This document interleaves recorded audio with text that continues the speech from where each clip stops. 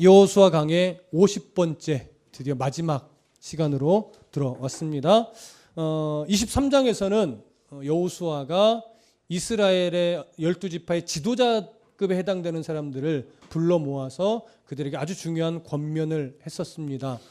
지도자들이 하나님을 떠나면 백성들이 변질되고 하나님을 떠나는 것은 너무나 쉽기 때문에 그렇습니다. 그래서 이스라엘의 지도자급에 해당하는 자들에게 중요한 권면을 했고, 이제는 오늘 세겜의 이스라엘의 모든 백성들을 모아놓고 마지막 고별 설교나 마찬가지죠. 죽기 전에 마지막 권면을 하는 장면입니다. 자, 1절을 좀 다 같이 읽어보겠습니다. 1절 시작. 여호수아가 이스라엘 모든 지파를 세겜에 모으고 이스라엘 장로들과 그들의 수령들과 재판장들과 관리들을 부르매 그들이 하나님 앞에 나와 선지라. 자, 이스라엘 모든 지파를 어디에다 모았냐면 세겜에 불러 모았습니다. 이스라엘의 역사를 보면 뭐 여러 가지 중요한 지역과 위치가 많지만 그중에 좀 중요한 의미의 지역을 세 곳을 뽑으라고 하면 첫 번째는 길갈이라고 할 수 있고, 두 번째는 실로라고 할 수 있고, 세 번째는 지금 우리가 읽은 세겜이라고 할 수 있습니다. 특별히 길갈은 이스라엘이 여호수아와 함께 요단을 건넌 곳이, 건너서 딱 잠시 진영을 차린 곳이 길갈입니다. 여기서 여리고성이 아마 거의 좀 멀리 감치 눈에 보였겠죠. 그 적들이 보는 앞에서 하나님은 그들에게 뭘 행하라 하셨었습니까? 할례를 행하라고 명령했습니다. 이것은 가나안 땅은 너희들의 힘으로 싸우는 것이 아니라 너희는 죽고 하나님의 힘을 의지하여 하나님의 힘으로 싸우는 곳임을 정확하게 드러내는 것이었죠. 그래서 이 길갈은 중요합니다. 또 이것을 잊지 않게 하기 위해서 하나님은 기념비까지 세워놓도록 하신 것이 바로 길갈이었고, 어찌 보면 길갈에서부터 가나안 전쟁은 믿음으로 시작이 된 것이라고 할 수 있죠. 그리고 실로는 수도와 같이 여겨졌던 곳입니다. 이곳에 회막이 세워졌고 이곳에 언약궤가 모셔졌습니다. 그래서 또 중요한 의미가 있는 지역입니다. 그리고 우리가 세 번째로 보는 이 세겜은 이스라엘의 역사 가운데서요, 하나님의 언약을 계속해서 갱신해내고 그 다음에 어떤 영적 부흥을 이끌어내기 위한 의도로 말하자면 집회를 가졌던 그런 장소의 역할을 해왔습니다. 특별히 약 이 당시를 기준으로 한 700여 년 전으로 돌아가 보면 아브라함이 가나안으로 이주하면서 처음으로 가나안 땅에 들어와 하나님만 섬기겠다라고 결단하며 제단을 쌓은 곳이 어디예요? 제사를 드렸던 곳이 바로 세겜 땅 모래 상수리 나무 아래입니다. 그래서 하나님 앞에, 하나님 내가 이방의 신들을 섬기지 않고 하나님만 섬기겠습니다의 그 첫 결단이 일어났던 것이 바로 이 세겜이죠. 창세기 12장에 기록되어 있습니다. 그리고 또한 세겜은요, 하란에서 돌아온, 그러니까 역사를 진행한 이후에 아브라함의 아들 이사 그리고 그의 아들 야곱이 이제 하란으로 돌아올 때 어떤 일이 벌어져요? 바로 세겜 땅을 지나면서 딸 디나가 세겜 족장에게 강간을 당하죠. 그러면서 그곳에서 피해 복수국을 두 아들이 펼쳤었습니다. 그러고 나서 야곱은 이 모든 식솔들을 세겜 땅 한 곳에 데리고 가서 거기서 모든 우상, 그동안 가지고 있던 모든 우상들을 땅에 파묻으면서 다시 한번 신앙의 개혁을 일으켰던 땅이 바로 세겜입니다.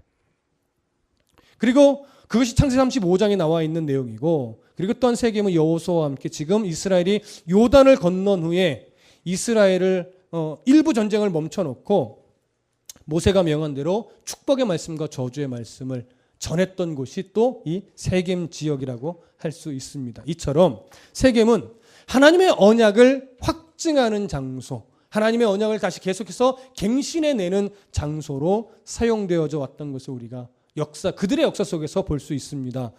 여호수아는 이제 죽기 직전에 다시 한번 이스라엘을 이곳 세겜에 모아놓고 하나님과 맺었던 언약을 확증합니다. 이것을 갱신이라고도 표현할 수 있을 겁니다. 사라지는 것이 아니라 더 확고히 하기 위해서 언약을 새롭게 더 갱신해 내는 것이죠. 그렇다면 여호수아가 죽기 전에 이스라엘 백성들을 세겜에 모아서 하나님과의 언약을 확증하는, 갱신하는 것이 왜 중요할까요? 우리 이 부분을 좀 생각해 보실 필요가 있는데, 여호수아가 이제 비로소 죽고 나면 이스라엘은 굉장히 중요한 전환점을 맞이합니다.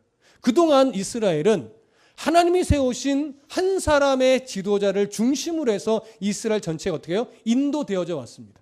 그러나 이제 여호수아가 죽고 나면 이스라엘은 한 사람의 지도자로 이끌어가는 것이 아니라 각 지파별로 흩어져서 분배받은 땅에서 그들과 하나님과의 관계 속에서 땅을 정복하며 정착하며 하나님의 통치를 받으며 살아가야 하는 아주 중요한 역사적 전환점이 되기 때문에 지금 이 세겜에 모여서 다시금 하나님과의 언약을 확인하는 이 장면은 너무나 그들에게 중요한 의미가 있다고 할 수 있는 겁니다. 그렇게 새 시대가 열리는 시기이기 때문에 지금 이 장면이 중요한 가치가 있습니다. 그 내용으로 이제 우리가 들어가겠습니다.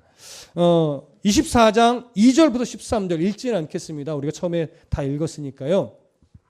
2절부터 13절까지의 이 내용을 보면 여호수아는 먼저 이스라엘 백성들에게 이스라엘이 어떤 뿌리에서부터 가나안까지 오게 되었는가, 지금 이 순간까지 오게 되었는가, 그 과정을 요약합니다.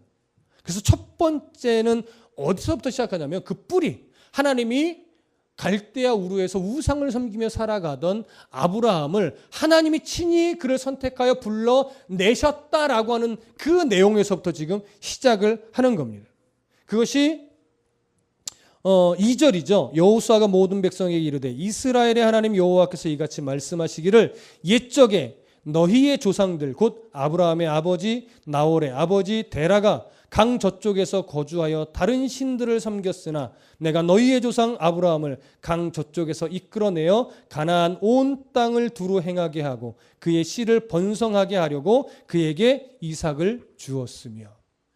이것이 바로 이스라엘의 어떻게 보면 시작이라고 할 수 있겠죠. 근데 이 구절이 왜 중요하냐면 아브라함이 하나님을 믿기로 선택했다가 아니라는 차원에서 너무 중요합니다. 무슨 말씀인지 이해되십니까? 아브라함이 스스로의 믿음을 가지고 내가 이제 하나님을 섬기겠습니다 이렇게 된 것이 아니라 하나님이 친히 아브라함을 선택하여 은혜를 덧입혀 주셨고 아브라함을 끌어내면서 아브라함이 하나님을 믿어 섬기도록 하나님이 이끌어 가신 역사이기 때문에 그렇습니다. 여기서부터 믿음이라는 것이 아브라함에게 근거되지 않았어요. 누구에게서부터 시작이 되는 거예요? 하나님에게서부터 그 믿음의 근거가 시작이 되는 겁니다. 이것을 우리는 놓치면 안 됩니다. 그리고 나서 두 번째 내용은 4절부터 7절의 내용이죠. 이삭과 야곱의 시대를 거쳐서 진행이 되면서 애굽에서 약 400년 동안 종살이를 하던 이스라엘을 하나님이 모세를 선택하여 모세를 통해서 애굽에서 출애굽시켜 그리고 광야에서 또 한 40년간 훈련을 시키셨다라고 하는 내용이에요. 그래서 하나님의 말씀으로 이스라엘은 살아남는 훈련을 받게 된 것이죠. 역시 이때도 이스라엘은 애굽에서 나올 만한 구속될 만한 어떠한 근거와 이유가 이스라엘 안에 없었습니다.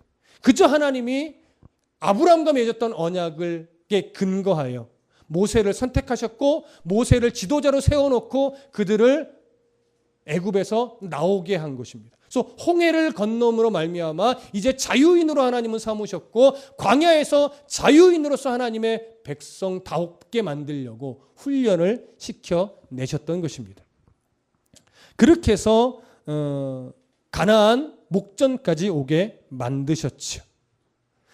8절을 보시면 이런 기록이 있습니다. 내가 또 너희를 인도하여 요단 저쪽에 거주하는 아모리 족속의 땅으로 들어가게 하며 그들이 너희와 싸우기로 내가 그들을 너희 손에 넘겨주매 너희가 그 땅을 점령하였고 나는 그들을 너희 앞에서 멸절시켰으며. 가나안 땅 근처로 가는 과정에서 그들을 대적하는 아모리 족속도 하나님은 그 아모리 족속의 손에서 이스라엘을 지켜서 결국 승리할 수 있도록 하나님이 섭리해 주셨다 이걸 말하는 겁니다. 그리고 9절과 10절을 보시면 또한 모압 왕 십볼의 아들 발락이 일어나 이스라엘과 싸우더니 사람을 보내어 부올의 아들 발람을 불러다가 너희를 저주하게 하려 하였으나 내가 발람을 위해 듣기를 원하지 아니하였으므로 그가 오히려 너희를 축복하였고 나는 너희를 그의 손에서 건져내었으며.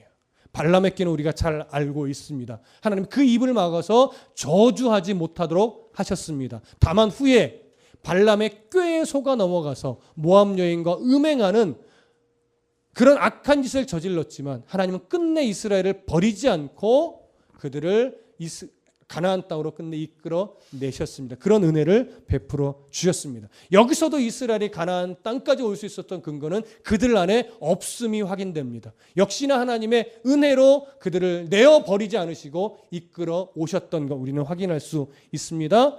11절부터 13절을 보시면 너희가 요단을 건너 여리고에 이른즉 여리고 주민들 곧 아모리 족속과 브리스 족속과 가나안 족속과 헷 족속과 기르가스 족속과 히위 족속과 여부스 족속이 너희와 싸우기로 내가 그들을 너희의 손에 넘겨주었으며 내가 왕벌을 너희 앞에 보내어 그 아모리 족속의 두 왕을 너희 앞에서 쫓아내게 하였나니 너희의 칼이나 너희의 활로서 이같이 한 것이 아니며 내가 또 너희가 수고하지 아니한 땅과 너희가 건설하지 아니한 성읍들을 너희에게 주었더니 너희가 그 가운데에 거주하며 너희는 또 너희가 심지 아니한 포도원과 감람원의 열매를 먹는다 하셨느니라. 가나안 땅의 7개 족속들, 그 족속들 휘하에 있던 대략 33개의 성들, 그 성의 왕들과 주력 부대들, 이들을 여호수아와 함께 이스라엘 백성들이 격파할 수 있도록, 물리칠 수 있도록 하나님이 어떻게 하셨어요?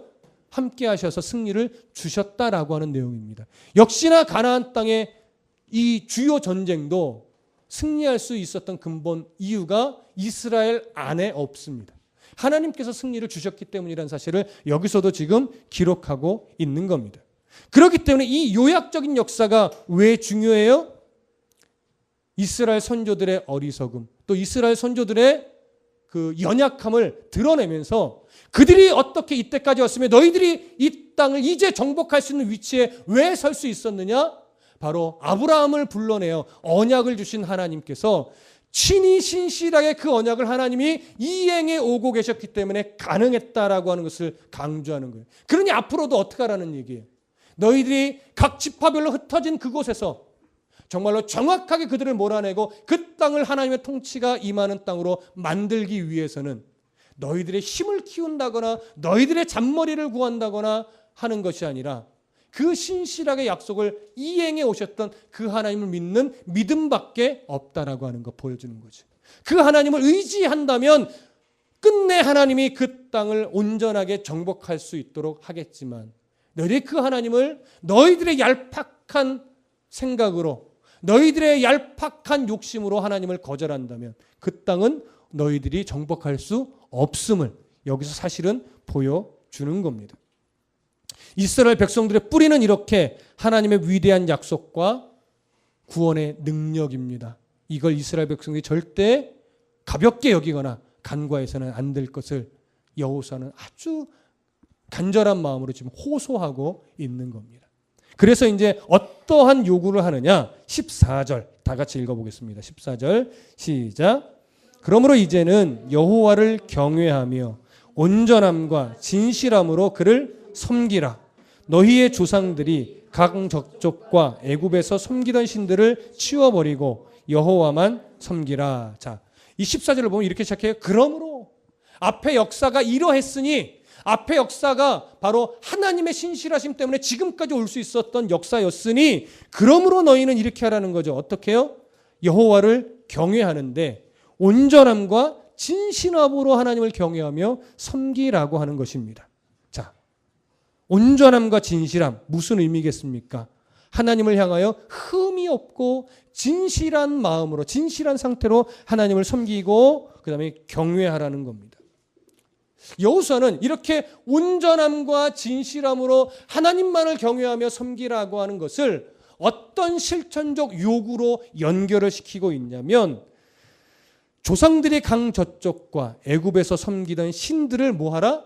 치워 버려라 하는 것으로 지금 요구하고 있습니다. 이게 좀 사실은 안타까우네요. 좀 뒷부분 가면 또 나오는데 여호수아가 이스라엘을 다 세겜에 모아놓고 이런 마지막 권면을 하는 그 순간에도 이스라엘 안에는 우상들이 크고 작은 우상들이 있었다라고 하는 얘기예요? 없었다라고 하는 얘기예요? 있었다라고 하는 얘기예요. 물론 이것이 지금 내가 이 우상을 섬겨야 되겠다 이런 차원으로 가지고 있는 것은 아닐 수도 있어요. 전리품 중에 하나로 다 긁어 모았는데 대부분 또 보석류로 되어 있는 것도 있으니까 그런 것들이 아까워서라도 가지고 있었던 것일 수도 있습니다.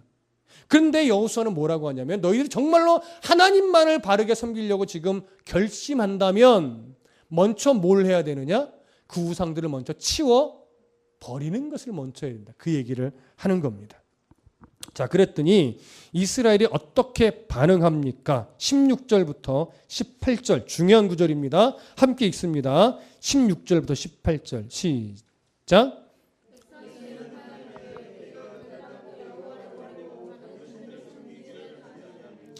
이는 우리 하나님 여호와께서 친히 우리와 우리 조상들을 인도하여 애굽 땅 종되었던 집에서 올라오게 하시고 우리 목전에서 그 큰 이적들을 행하시고 우리가 행한 모든 길과 우리가 지나온 모든 백성들 중에서 우리를 보호하셨음이며 여호와께서 또 모든 백성들과 이 땅에 거주하던 아모리 족속을 우리 앞에서 쫓아내셨음이라. 그러므로 우리도 여호와를 섬기리니 그는 우리 하나님이심이니이다 하니라. 자, 이스라엘이 뭐라고 얘기해요? 우리가 하나님만을 섬기겠습니다. 이렇게 얘기를 해요. 근데 한 구절 빼먹었는데 앞에 15절을 한 번 더 먼저 보고 이야기를 할게요. 15절 함께 읽습니다. 시작. 만일 여호와를 섬기는 것이 너희에게 좋지 않게 보이거든 너희 조상들이 강 저쪽에서 섬기던 신들이든지 또는 너희가 거주하는 땅에 있는 아모리 족속의 신들이든지 너희가 섬길 자를 오늘 택하라. 오직 나와 내 집은 여호와를 섬기겠노라 하니. 지금 여호수아가 너희들이 이제 섬길 신을 선택하라라고 강 조상들이 섬기던 신이든지 지금 아모리 족속이 섬기고 있던 신이든지 여호와 하나님이든지 너희들이 섬길 자를 지금 선택해라. 근데 나와 우리 집은 누구만 섬기겠다? 여호와만 섬기겠다. 자, 여호수아가 지금 이스라엘 백성들에게 그러니까 너희들이 이제 어느 신을 선택하든 선택하라는 기회를 주는 걸까요? 지금 이 요구가? 그렇지 않죠. 사실 이 요구에는요, 선택의 기회를 주는 것이 아니에요. 반드시 우상을 버리고 하나님만을 유일한 신으로 섬기기로 결단하라고 하는 요구고요. 또 다른 시각으로 보면 너희한테는 선택권이 없다는 것과 동일한 거예요. 그리고 너희들이 하나님을 섬기지 않는다면 너희는 죽음밖에 없다. 사실 하고 싶은 얘기는 그 얘기가 이 여기에 담겨 있는 겁니다. 그래서 이 이야기를 듣고 우리가 지금 16절부터 18절 읽은 것처럼 이스라엘 백성들은 우리가 결단코 여호와를 버리지 않겠습니다. 그리고 다른 신들을 섬기지 않겠습니다. 그리고 여호와만 섬기겠습니다. 이 세 가지의 대답을 여호수아에게 합니다. 참 여호수아가 어떻게 보면 기다렸던 대답 아니겠어요? 참 기특한 대답이잖아요. 근데 이상하게 여호수아가요 전혀 우리가 기대한 것과 다른 반응을 해요. 한번 보실까요? 19절 함께 읽습니다. 시작. 여호수아가 백성들에게 이르되 너희가 여호와를 능히 섬기지 못할 것은 그는 거룩하신 하나님이시요 질투하시는 하나님이시니 너희의 잘못과 죄들을 사하지 아니하실 것임이라. 자, 저를 보세요. 여호와만 섬기겠습니다. 다른 신을 섬기지 않겠습니다. 오직 여호와만 섬기겠습니다. 지금 이 얘기를 했는데 여호수아는 아이고 너희들은 못 섬길 거다. 하나님은 질투하시는 하나님인데 너희들이 섬길 수 있겠느냐 이 얘기를 해요.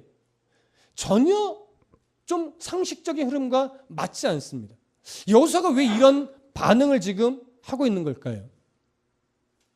한번 잘 생각해 보셔야 됩니다. 무슨 차이가 있냐면 여호수아가 하나님만 섬겨라 하는 이 섬기라는 차원과 이스라엘이 우리가 하나님만을 섬기겠습니다라고 할 때 우리가 섬기겠습니다의 섬기는 차원이요 전혀 다른 차원의 섬김이에요. 자, 확인해 볼게요. 17절 18절 한번 다시 읽어봅니다. 17절 18절 시작. 이는 우리 하나님 여호와께서 친히 우리와 우리 조상들을 인도하여 애굽 땅 종되었던 집에서 올라오게 하시고 우리 목전에서 그 큰 이적들을 행하시고 우리가 행한 모든 길과 우리가 지나온 모든 백성들 중에서 우리를 보호하셨음이며 여호와께서 또 모든 백성들과 이 땅에 거주하던 아모리 족속을 우리 앞에서 쫓아내셨음이니라. 그러므로 우리도 여호와를 섬기리니 그는 우리 하나님이심이니이다 하니라. 여러분 뭐가 보이십니까? 이들의 중심에 하나님께서 우리에게 이렇게 이적도 베풀어 주셨고 우리를 보호해 주시기도 했고 우리의 대적들도 쫓아내 주시기까지 하셨으니 그러므로 섬기겠다 이거예요. 무슨 차원으로? 보답하는 차원으로. 여러분 무슨 말씀인지 이해되세요? 여호수아는 이런 차원으로 하나님만 섬기라는 것이 아니에요. 이들이 지금 이런 차원으로 하나님을 섬긴다면 만일 하나님의 은혜가 어느 순간 그들 안에서 좀 사라지는 듯 보인다면 이스라엘은 여지없이 그 하나님을 벗어던지고 지금 가지고 있던 우상을 하나님 자리에 올려놓고 그들은 섬길 것입니다. 무슨 말씀인지 이해되세요? 이스라엘은 지금 그런 차원으로 하나님을 섬기겠다는 거예요. 그러니까 앞으로 우리가 계속 섬길 테니 이러한 지켜주는 복, 대적자들을 물리쳐주는 복, 또 풍요롭게 되어지는 복, 모든 복을 끊임없이 달라는 거죠. 그러니 이거 끊으시면 우리는 하나님 안 섬깁니다라고 하는 것이 사실은 이 이면에 그들의 고백 속에 담겨 있는 거예요. 여호수아는 그것을 정확하게 본 겁니다. 그래서 말하는 거예요. 너희들은 능히 섬길 수 없다. 그런 자세로는 하나님은 섬길 수 없다 이거예요. 왜요? 하나님은 질투하는 하나님이다 이거죠. 왜 이 표현이 중요합니까? 그들 안에 이미 뭘 갖고 있어요? 우상을 가지고 있어요. 우상을 가지고 있다는 건 뭐예요? 하나님 안 주시면 나 갈아타요. 결국 이렇게 될 거기 때문에 그래요. 지금 그들이 그 생각을 가지고 있다는 게 아니에요. 이런 자세로 하나님만 섬기겠다고 고백하면 어느 순간 은혜가 없는 것처럼 여겨질 때, 하나님이 마치 나를 돌아보지 않는 것처럼 여겨질 때 그들은 여지없이 집안 구석 한 귀퉁이에 버리지 못하고 남겨두고 있던 그 우상을 살짝 끄집어서 먼지 털어 하나님 자리에 다시 올려 놓을 것이기 때문에 그래서 섬기지 못할 거라고 한 겁니다. 여러분 우리의 신앙을 잘 점검하십시오. 우리들은 혹시 하나님 앞에 이런 식으로 내가 하나님을 섬기겠노라 마음 먹고 있지는 않은지, 아니 어쩌면 지난날의 삶이 이스라엘의 이런 모습으로 이런 기대와 이런 조건과 이런 이유로 섬겨왔던 모습이 나의 모습은 아니었는지, 어쩌면 지금도 이런 식으로 하나님 이렇게 해오셨으니 앞으로 이렇게 해주세요 이런 자세로 우리의 하나님을 섬기려고 하고 있지는 않은지 우리 잘 점검하셔야 됩니다. 그러면 그런 자세를 계속 가지고 있으면 언젠가 하나님이 날 연단하기에 잠시 거리를 두고 계실 때 여지없이 우리는 하나님을 원망하고 때로는 교회를 떠나고 때로는 그냥 세상으로 우리의 삶이 아예 곤두박질 칠 수도 있기 때문에 그렇습니다. 그래서 여호수아의 이 지적은 굉장히 중요한 지적입니다. 다시 보십시오. 19절 여호수아가 백성들에게 이르되, 아니 우리 자신들에게 이르되 너희가 여호와를 능히 섬기지 못할 것은 그는 거룩하신 하나님이시요 질투하시는 하나님이시니 너희의 잘못과 죄들을 사하지 아니하실 것임이라. 이 말씀을 하시고 나서 20절부터 보시면 이스라엘이 또 다시 고백합니다.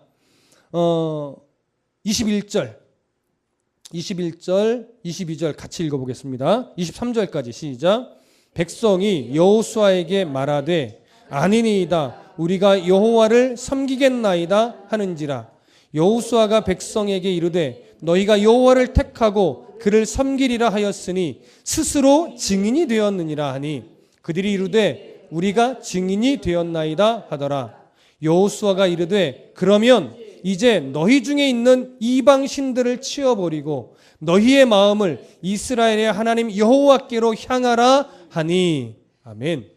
여러분 저도 동일한 마음으로 여러분들에게 묻고 싶습니다. 여러분 정말 주님 부르실 그때까지 여호와 하나님만을 섬기기로 결심하십니까? 아멘. 그렇다면 아직 나도 모르게 내 안에 이렇게 기복주의적으로 아니면 성공지상주의로 아니면 은혜만을 소망하는 하나님의 가치는 아직 내 가슴 중심에 정말 온전하게 세워지 못한 그런 마음이 한쪽 어딘가 있다면 그 우상들을 치워버리기로 오늘 결심하십니까? 네, 귀한 고백입니다. 이 고백에 있어서 저와 여러분들이 스스로 증인이십니다. 이 결심 하나님 앞에서 놓치지 않으시기를 간절히 부탁드립니다. 여호수아는 그런 다짐을 받고 나서 25절에서 이렇게 말씀합니다. 그날에 여호수아가 세겜에서 백성과 더불어 언약을 맺고 그들을 위하여 율례와 법도를 제정하였더라. 언약이 다시 갱신된 겁니다. 확증된 겁니다. 언약을 맺고 그들을 위하여 율례와 법도를 제정하였습니다. 그리고 이것을 더 증명하기 위해서 거기에 큰 돌로 기념비를 세우고 이것을 보면서 하나님만을 섬기는 백성임을 너희들이 부인하지 말고 증거로 삼으라 라고 합니다. 이렇게 해서 세겜에서 있었던 여호수아의 고별 설교는 끝나게 됩니다. 그러고 나서 이제 이스라엘 백성들은 이 말씀을 근거로 하여 각 지파로 흩어졌을 때도 이 세겜에 세우는 큰 돌을 증거 삼아 하나님만을 바르게 섬기는 이 일에 대해서 절대 잊어버려서는 안 될 것입니다. 물론 그의 역사가 우리를 좀 안타깝게 만들고 있으면 우리가 여전히 알고는 있지만 어쨌든 이때의 이 결단과 고백은 오늘 우리에게도 동일하게 적용되어져야 하는 고백인 것입니다. 자, 마지막으로 29절부터 33절을 함께 읽어보겠습니다. 시작. 이 일 후에 여호와의 종 눈의 아들 여호수아가 110세의 죽음에 그들이 그를 그의 기업의 경내 딥낫세레에 장사하였으니 딥낫세레는 에브라임 산지 가스산 북쪽이었더라. 이스라엘이 여호수아가 사는 날 동안과 여호수아 뒤에 생존한 장로들 곧 여호와께서 이스라엘을 위하여 행하신 모든 일을 아는 자들이 사는 날 동안 여호와를 섬겼더라. 또 이스라엘 자손이 애굽에서 가져온 요셉의 뼈를 세겜에 장사하였으니 이곳은 야곱이 백흐시타를 주고 세겜의 아버지 하몰의 자손들에게서 산 밭이라. 그것이 요셉 자손의 기업이 되었더라. 아론의 아들 엘르아살도 죽음에 그들이 그를 그의 아들 비느하스가 에브라임 산지에서 받은 산에 장사하였더라. 자, 29절부터 33절은요, 세 가지 중요한 사건을 기술합니다. 여호수아가 110세에 죽어서 딥낫세라에 장사되었다는 사실이죠. 또 두 번째는 요셉의 그 살아있을 때의 유언에 따라서 결국 요셉의 뼈를 세겜에 장사했다라고 하는 내용입니다. 그리고 세 번째, 당시 대제사장이었던 엘르아살도 죽었다라고 하는 기록입니다. 이것으로 여호수아의 기록은 끝이 납니다. 무엇을 의미하는 것이겠습니까? 이제 출애굽의 시대는 완전하게 끝났다라고 하는 사실을 여기서 보여주는 겁니다. 이제 사사시대가 시작이 될 것이죠. 오늘 우리는 이렇게 해서 여호수아서를 다 끝마쳤습니다. 여호수아 전체를 통해서 여러분 무엇을 배웠고 어떤 교훈을 계속해서 얻으셨습니까?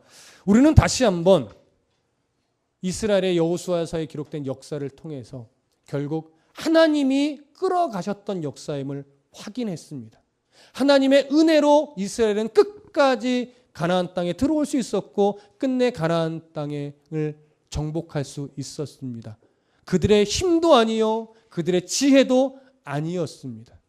결국 하나님의 깊고 넓은 사랑이었습니다.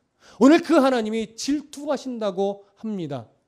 누구를 향해서 질투해요? 하나님이 우리 한 사람 한 사람을 대상으로 질투하신다고 합니다. 여러분들의 마음을 세상에 뺏기는 것을 하나님은 질투하십니다. 여러분들의 마음을 물질에 빼앗기는 것을 하나님은 질투합니다. 좀 심한 말이지만 여러분들의 마음을 자식에게 뺏기는 것도 하나님은 질투하십니다.